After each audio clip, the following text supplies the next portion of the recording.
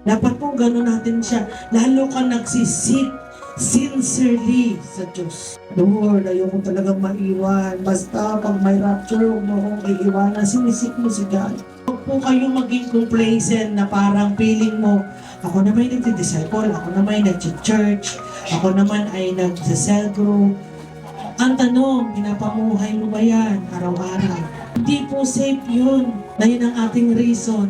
How about your character? Did you apply the word of God? Did you respect each other? Amen, napakahalaga po nun. Kasi kung ang lahat po ng tao ay nagsisik kay God, kayang-kaya mong respeto lahat na nasa kapaligiran mo. Amen. Kahit hindi po ka respeto. Tandaan po natin, life is short na, maikling-maikling na po ang ating buhay. Buhay natin ay hindi po ganun ka. Alam niyo po yun, hindi po ganun ka. Sasabihin mo ako ay malakas, ako ay bata pa. Ay, yun na nga eh, minsan balitaan mo, ha?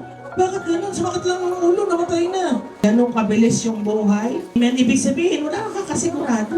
Walang nakakasigurado sa buhay ng isang tao. Amen po.